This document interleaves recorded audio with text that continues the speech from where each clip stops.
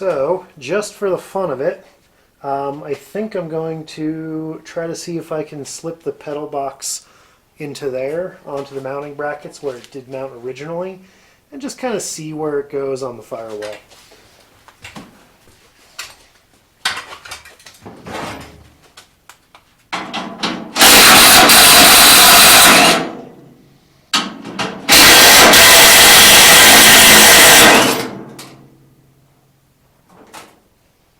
Okay, that's braced there nice and precarious. So this is the OG pedal box out of the S10. We got a clutch and brake pedal. So, and what it does, it actually straddles the steering column, bolts on right here, and this part bolts onto the firewall. So the most important part with this for us is that this bolts to the firewall, and then but if the geometry just happens to work out, it would be really great. So I'm going to see how that goes.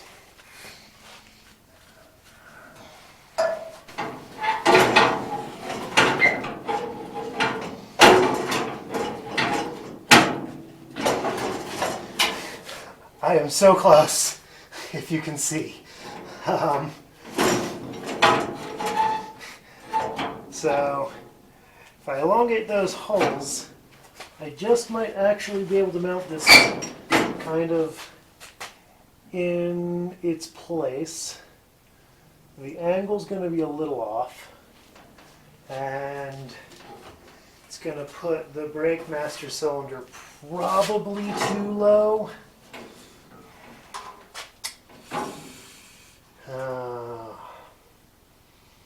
Yeah, that's a little bit of a bummer. So yeah, it looks like it's going to put the brake master cylinder too low because it's going to sit like right here. I know for a fact it kind of needs to sit like up here. So let's see.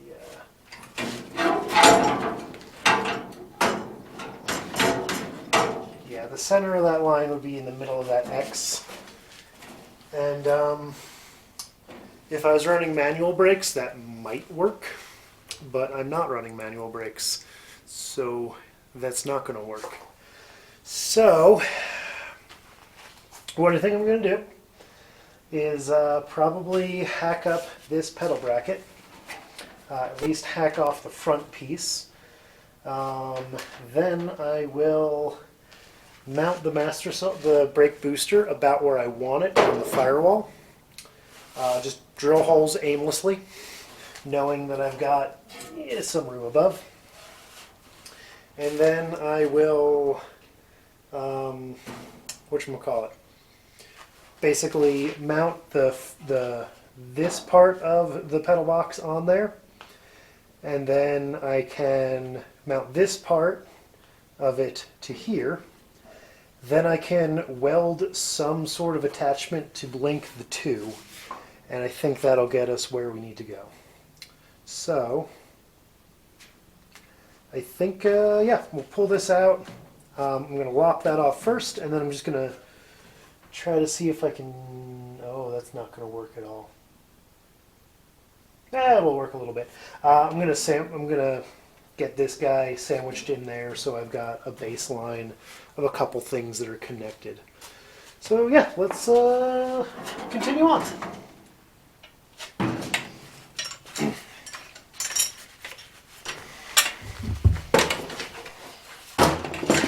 Okay, so this portion of the pedal box is pretty important to the pedal box. This portion is the part that's going to get on the steering column. What I'm going to do is probably going to cut there.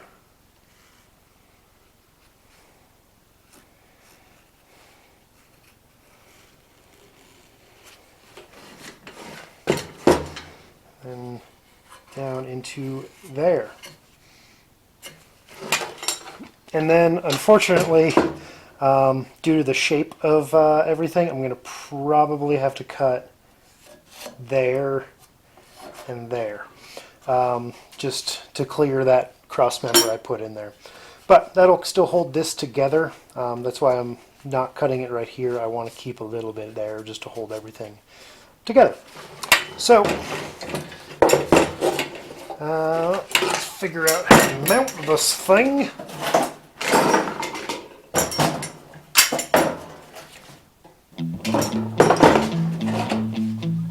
Fine. Let's just cut it together.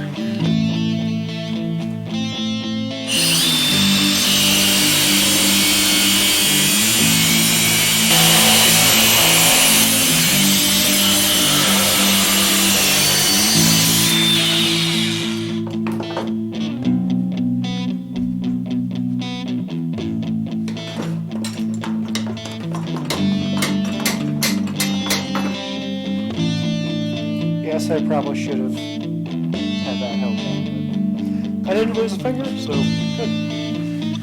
Alright, so just a little test fit, and it looks like this part is good, that part's good, but we're going to need to cut it like so.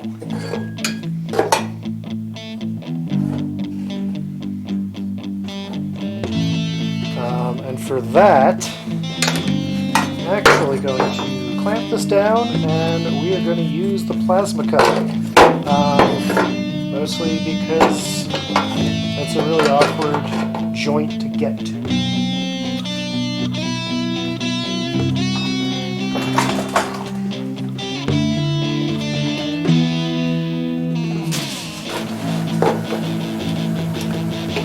Also, I lied about cutting it down, or clamping it down.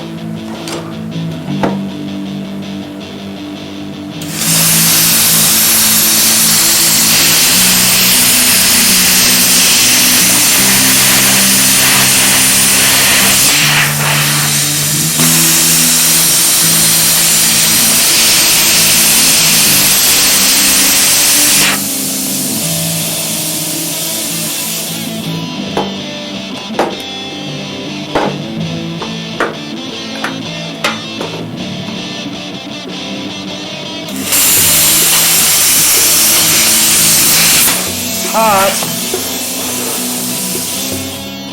I just burned a hole through my finger. Alright.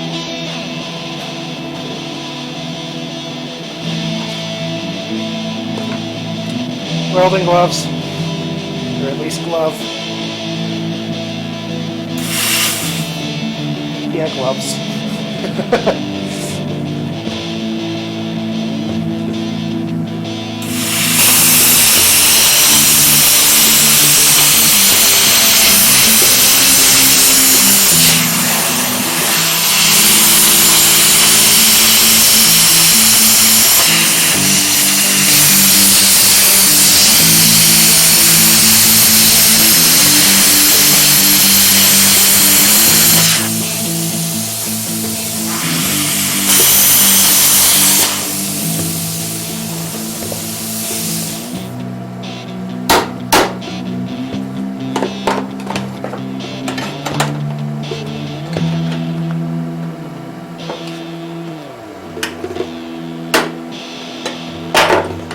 Get all the way through in a couple spots.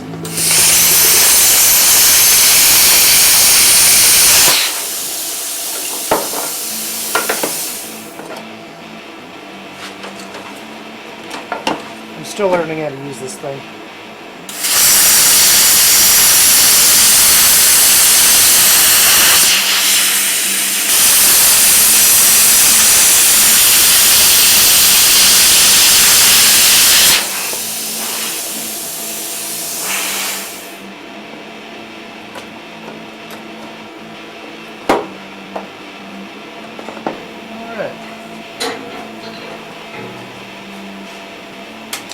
Okay, I was wrong. That does hit, so I'm going to zip it off right there and there.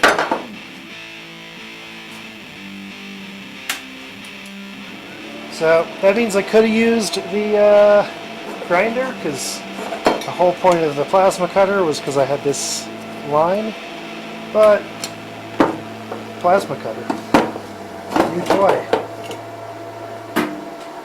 We shall play with the new toy.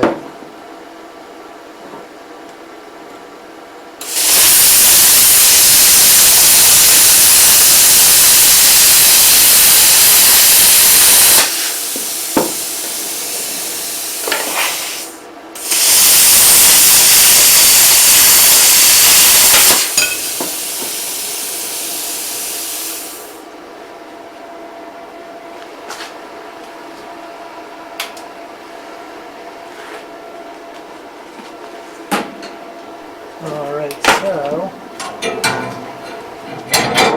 it is mounted like so. That gives me plenty of room for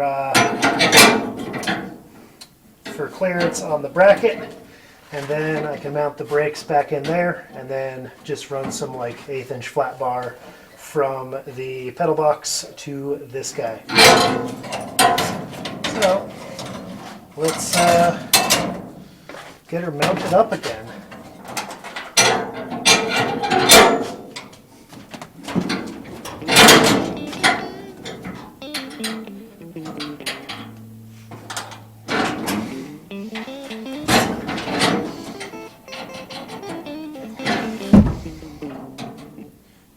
That somewhere in the middle.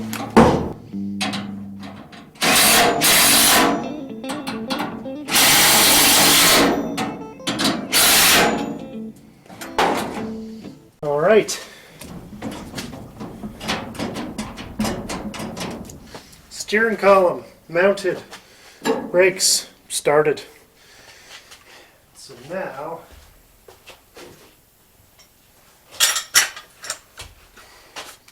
I'll eventually finagle this guy in.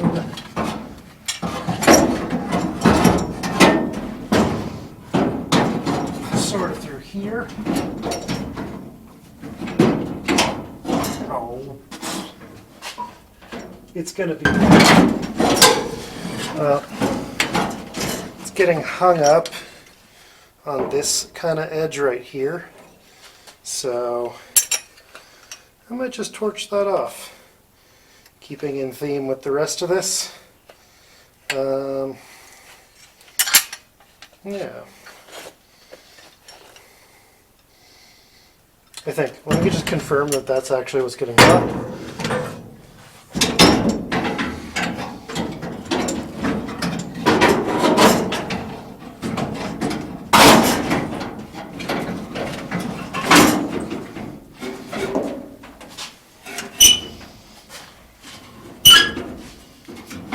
Well, it is and it isn't. I should be able to get around it. It's going to just rest there right now. I actually kind of like that positioning.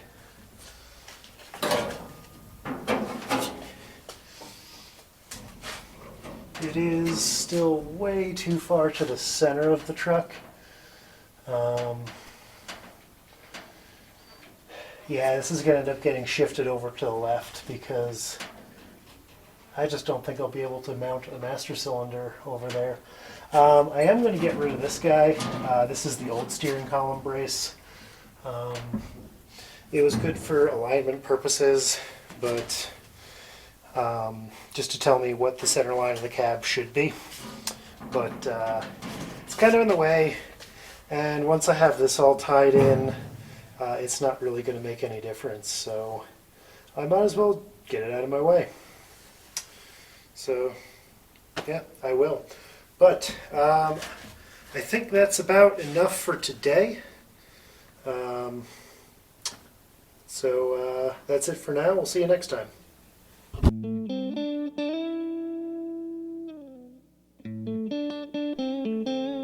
All right, still working on the truck, and as you saw before, I've got some issues with the headers. So the headers are great, but they are very close to the tire, and actually on the other side they are touching just because of the shift of the engine and whatnot. So my solution for that was, let's just get some smaller tires. But I don't really want to use these 4x4 wheels being as this is no longer a 4x4, and they say 4x4, and they look kind of ugly. So, scoured the junkyard, the local junkyard, trying to see if I couldn't find anything good for an S that would fit an S10 wheel spacing. And oddly enough, I pulled some S10 wheels. So, this is a set of 4 matching wheels with 4 different tires in 3 different sizes. And they came off of 2 different trucks. Such is the life of the junkyard. But this guy and that guy are the same size, both 205 65 15s, I think. Yeah, 205 65 15. This one is a 195 65 15, and then that's a big boy. I'm probably going to end up going with this size or this size permanently, but for now I think we're going to mount both of those on the front. They're very mismatched tires, and that Michelin is pretty darn worn, but they all kind of hold air. They're pretty cracked. Certainly not going to drive on them, but yeah. So what I'm going to do is clean them up and hit them with some paint. My thought behind this was that flat black on those wheels would really pop, especially with a trim ring. And they did come with trim rings, although there were trim rings on 3 of them, and then I found another one in the yard. The one that were on 3 of them is a plastic trim ring, and it's kind of gross, but it'll at least look better than nothing. So yeah, just going to hit those with some paint, and, well, clean them up, and then hit them with some paint, and then we'll stick them on. Alright, the paint's dry, so let's switch out these wheels.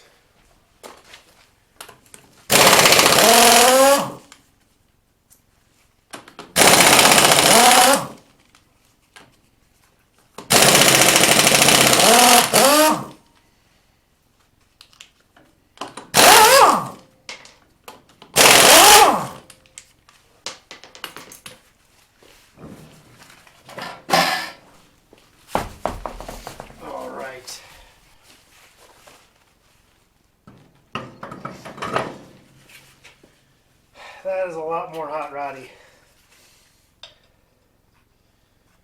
Nothing like flat black.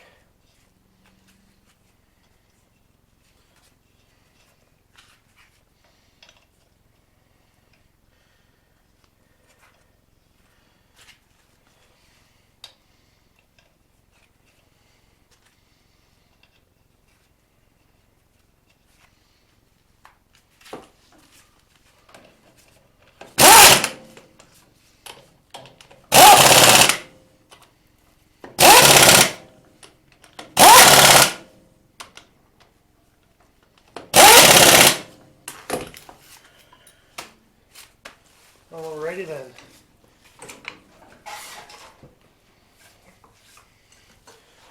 Oh, now there's plenty of room. So, yeah, that'll be pretty good. Now now I just got to do the other side, and we'll go from there. All right, there we go. Wheels are looking pretty good.